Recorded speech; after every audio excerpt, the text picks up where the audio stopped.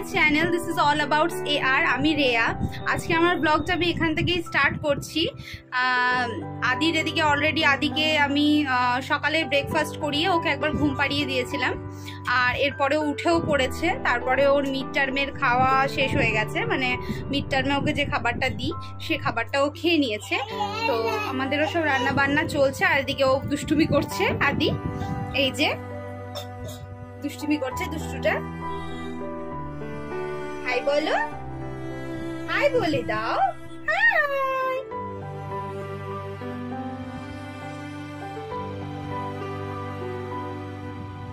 Hello. তো তোমরা সাথে থাকো আর আজকের ব্লগটা দেখতে থাকো। আর আজকে আমার যেরকম টপিক দেওয়া রয়েছে সেই টপিক অনুযায়ী কিন্তু আমার ভিডিওটা এগিয়ে নিয়ে যাবো। তো দেখতে থাকো তোমরা। সকাল সকাল বাজার হয়ে গেছে, আর এদিকে মাছগুলো ধুয়ে নিয়েছি। তারপরে যতটুকু লাগবে আজকে, তারপরে বাকিটা নুন হলুদ মাখিয়ে সুন্দর করে বক্সে ভরে রেখে দেবো ফ্রিজে। আদুও আজকে মাছই খাবে।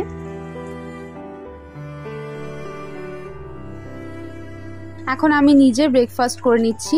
আজকে রয়েছে নান পুরি, এটা বাজার থেকেই কেনা, বাড়িতে বানানো নয়। তো হালকা একটা সবজির সাথে নান পুরি খেয়ে নিচ্ছি। মাঝে মাঝে একটু ডায়েটের বাইরে গিয়ে খেতেও ভালো লাগে। আদি ওইদিকে খেলা করছে, আর এদিকে দুটো তরকারি, ডাল, সব ভাজা সবই হয়ে গেছে। এদিকে মাছটা হবে। আদিকে আমি এখানে তেল মালিশ করে নিচ্ছি।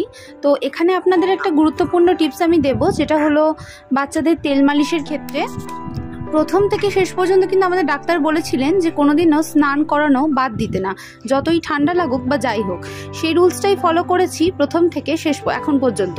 তো আদিকে সবসময়তেই আমি স্নান করিয়েছি। ওর হওয়ার দিন পর, মানে 21 দিন পর থেকে এখন পর্যন্ত ওকে রোজই আমি স্নান করাই। তো বাচ্চাদের স্নান করালে মানে শরীর ভালো থাকে, তাতে শরীর কোনো খারাপ হয় না। এখানে আদি খেলাধুলো করছে, তারপর এরপর ওকে স্নান করিয়ে দেবো। মানে তেল মাখিয়ে ওকে সঙ্গে সঙ্গে কখনোই স্নান করাই না। ওকে তেল মাখিয়ে মোটামুটি আমি 10 থেকে 15 মিনিট বা কখনো আধ ঘন্টা ওকে এমনিই ছেড়ে দিই, খেলা করতে দিই, তারপরে ওকে স্নান করাই। কারণ তেল মাখিয়ে যদি সঙ্গে সঙ্গে স্নান করানো হয় তাহলে কিন্তু বাচ্চাদের শরীর খারাপ করতে পারে। এইদিকে আদি স্নান করছে।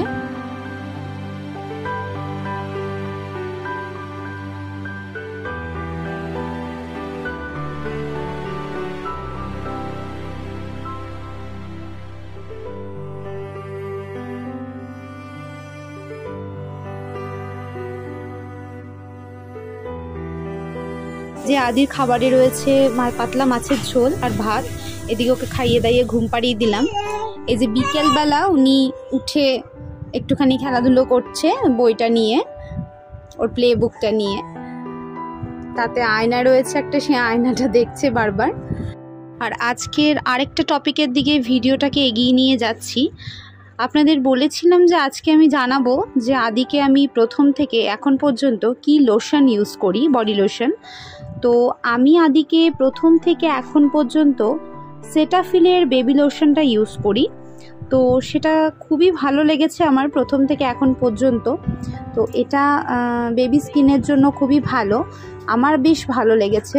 তো এইটা বাবু যখন হয়েছিল, মানে নিউবর্ন থেকেই আমি এটা ইউজ করিয়েছি ওকে, আর এটা আমার বেশ ভালো লেগেছে। এতে ওর স্কিনে কোনো প্রবলেমও হয়নি। এটা আমি ওর বডিতে প্লাস স্কিনে, মানে ফেসে, দুটোতেই আমি ইউজ করতে পারি।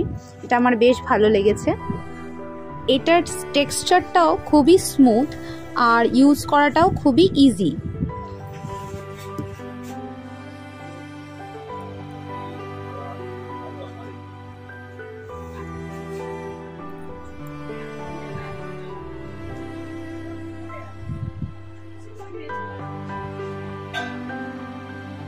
এখন যেহেতু আদির শরীরটা আগের থেকে অনেকটাই ভালো, সে কারণে বিকেলবেলা একটুখানি বেরিয়েছিলাম। তো ঘুরতে ঘুরতে চলে গেলাম মোমোর দোকান, সেখান থেকে একটু মোমো খেয়ে চলে এলাম বাড়ি। আর আজকে আবারও আদির জন্য রাত্রেবেলা প্রিপেয়ার করেছি ডালিয়া। তো বেশিরভাগ দিন ওকে আমি ডালিয়া দিয়ে থাকি। কিন্তু ভিডিওটা এখানেই শেষ করছি। ভালো লাগলে লাইক, কমেন্ট, সাবস্ক্রাইব অবশ্যই করবেন। ধন্যবাদ।